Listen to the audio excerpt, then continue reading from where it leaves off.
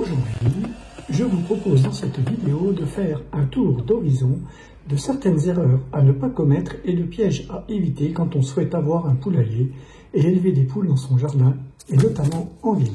You say that I'm psychotic, but then you like it like that. Avant de démarrer cette vidéo, j'aimerais vous poser une question et je vous invite à répondre en commentaire. Quelles sont les réflexions que vous avez pu avoir avant de vous lancer dans un élevage de poules? Et pour ceux qui n'ont pas de poules, pensez-vous que cette vidéo est une vidéo utile pour vous permettre à un moment ou à un autre de vous lancer dans cette perspective? Et n'hésitez pas à indiquer les différentes erreurs que vous pouvez penser aussi de votre côté ou celles que vous avez pu vivre en tant qu'éleveur de poules. Avoir des poules dans son jardin et surtout un poulailler en ville, quelle belle idée! Mais avant de voir son rêve se concrétiser, il existe quelques pièges à éviter et d'erreurs à commettre. Cette liste n'est pas exhaustive et n'est qu'une proposition subjective issue de mon expérience. D'ailleurs, je vous ferai part au gré des différents points, des incidences personnelles et de ce qui se passe sur mon poulailler. Prenez le temps de vérifier ce que vous souhaitez comme poule, des pondeuses, des poules d'ornement, de compagnie, les deux. Et ne choisissez pas l'une si vous désirez l'autre. Généralement, une des premières raisons d'avoir des poules chez soi, en tant que particulier, est bien évidemment l'envie de manger des œufs frais. Et mieux vaut adopter des poules utiles, celles qui pondent bien, et aussi qui sont compatibles avec le jardin et votre vie de particulier.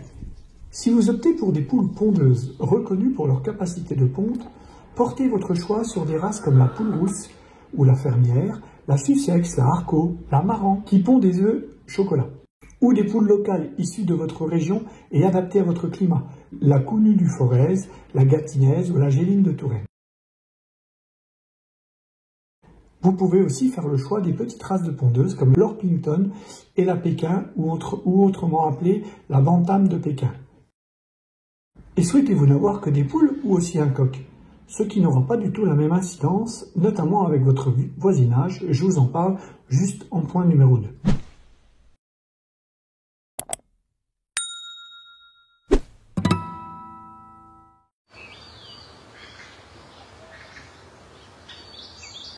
Au risque d'acheter des volailles de mauvaise qualité et en mauvaise santé, avant d'acheter de nouvelles poules, et comme tout animal domestique, sont-elles vaccinées? Quelle est leur origine? Quel est leur type d'alimentation et leur personnalité? Une couvaison mal maîtrisée chez le reproducteur, des reproducteurs malades peuvent engendrer des poules fragiles qui ne vivront que quelques mois voire quelques semaines.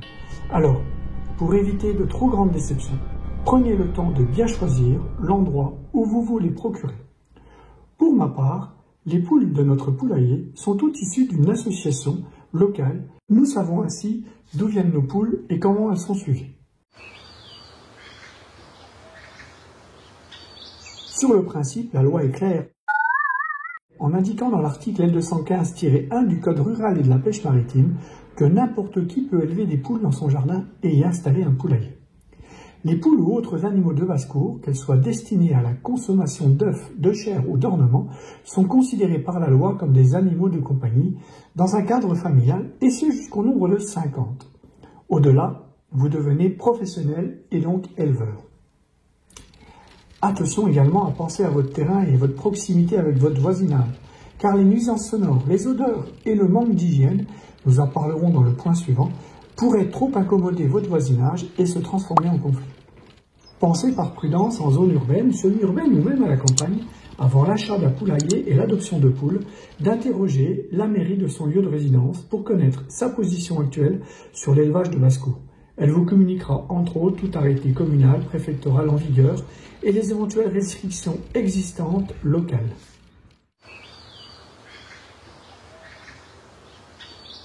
Élever des poules ne se limite pas à ramasser les œufs. Prendre soin de ces poules est obligatoire et à ce titre, la bonne hygiène du poulailler est primordiale. Un poulailler propre est un gage de bien-être pour vos poules, mais surtout de bonne santé, car un poulailler souillé et mal entretenu favorise le développement de parasites souvent fatals pour les poules. Je vous invite d'ailleurs à voir la vidéo sur le nettoyage de mon poulailler en 4 minutes chrono. Ainsi, pensez à élever les fientes tous les 2 à 3 jours minimum, voire plus souvent si nécessaire. Une fois par semaine, nettoyez la litière dans laquelle pourra être ajouté un peu de terre de diatomée. Je vous présente dans la description celle que j'achète et un lien affilié pour en commander si vous le souhaitez. Ne pas oublier de nettoyer les mangeoires, les abreuvoirs et le perchoir au savon noir liquide, au vinaigre blanc ou au bicarbonate de soude régulièrement. Et enfin, 1 à 2 fois par an, le poulailler sera lessivé du sol au plafond. Je le nettoie à chaque changement de saison au vinaigre blanc.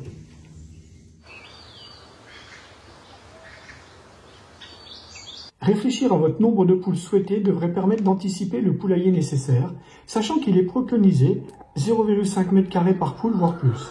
Pourquoi est-ce important?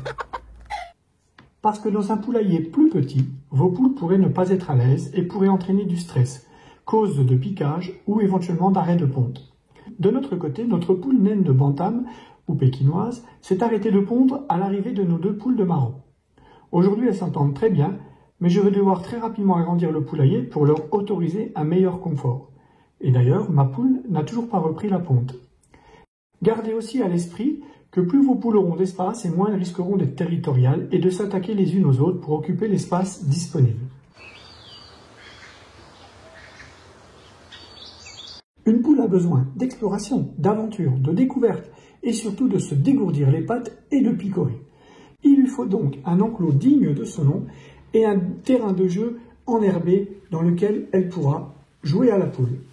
Gratter le sol à la recherche de quelques insectes, se reposer, courir entre elles, grimper. Il faut compter entre 5 et 10 m² par poule pour leur plein épanouissement. De mon côté, j'avais opté pour un enclos intégré au poulailler que j'ai retiré. Aujourd'hui, elles gambadent joyeusement sur tout le terrain et l'ensemble des objets répartis également sur celui-ci. À la campagne, comme à la ville, les prédateurs sont multiples et partout. Renards, fouines, rapaces, félins, chiens, veillez à la sécurité de vos poules, en particulier la nuit, est primordial. Chaque soir de l'année, vos poules devront être enfermées dans leur poulailler, qu'elles rejoignent naturellement à la nuit tombante, normalement. Et il faudra vérifier qu'elles y sont bien chaque soir. Une contrainte, certes, mais un passage obligé pour leur sécurité.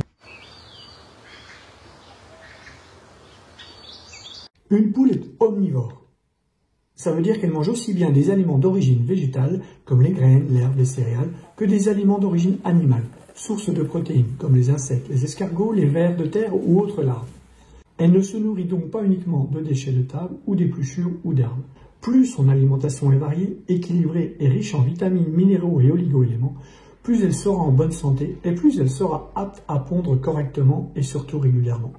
Enfin, une poule boit beaucoup. Elle doit donc toujours avoir de l'eau à disposition, en quantité suffisante et en qualité également. Elle doit être propre.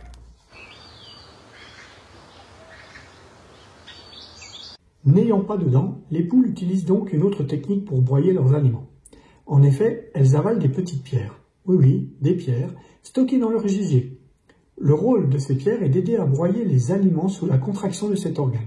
Sans plus de besoin pour les poules qui vivent en liberté, mais nécessaire d'en fournir pour toutes celles confinées dans le poulailler ou dans un enclos étroit ou au sol bétonné. Il faut donc penser à avoir dans son poulailler de petits gravillons qui tiendront ce rôle essentiel pour vos poules.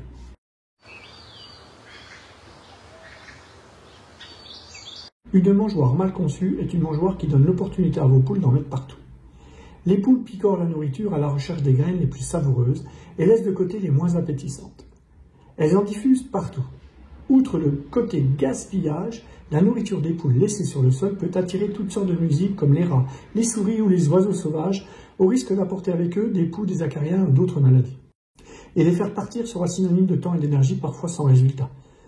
Donc prévoyez une mangeoire qui ne permet pas aux poules de jeter la nourriture sur le sol, robuste et surélevée, pour que seules vos poules puissent y accéder. L'eau propre est également un élément clé pour garder vos poules en bonne santé, je vous l'ai dit juste avant. Elle est importante pour la digestion et pour la régulation de la température corporelle. Optez pour des abreuvoirs spécialement conçus pour les poules et pour le coup, achetez-le, n'ayez pas peur. Ne pas ramasser les œufs tous les jours peut générer différents problèmes, comme des œufs piétinés, fêlés, voire éclatés à cause des températures trop froides et du gel, comme des comportements prédateurs en cas de fissure dans les œufs, incitant les poules à picorer ceux-ci de manière régulière, voire à les manger, développant ainsi un fâcheux comportement difficile à modifier, car une fois cette habitude installée, elle se propage à toutes les poules.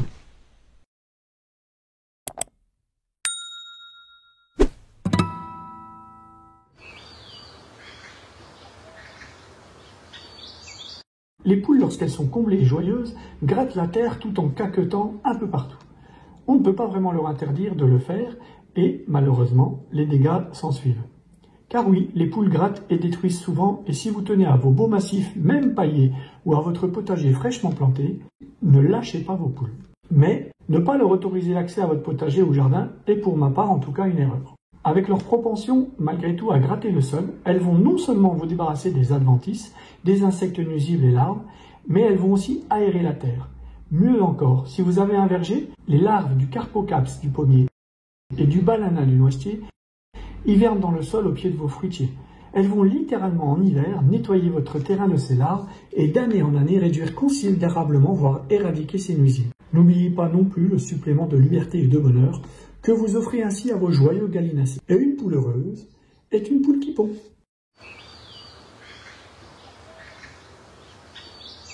Oui, c'est vrai, les poules sont réputées rustiques et nécessitent peu d'entretien. Et je ne parle pas ici du volet santé et hygiène de nos poules, mais bien du volet social. Elles ont besoin d'une présence humaine régulière.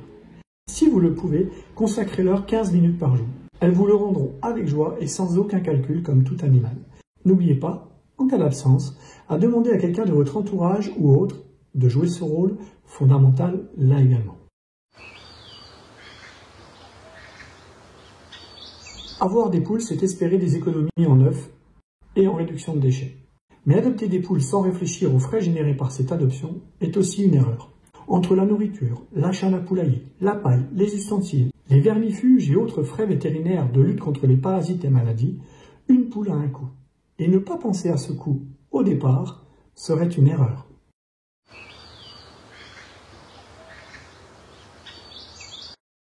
Vous avez fait le choix d'avoir des poules parce qu'avoir des œufs et aider à votre autonomie vous intéresse et vous motive.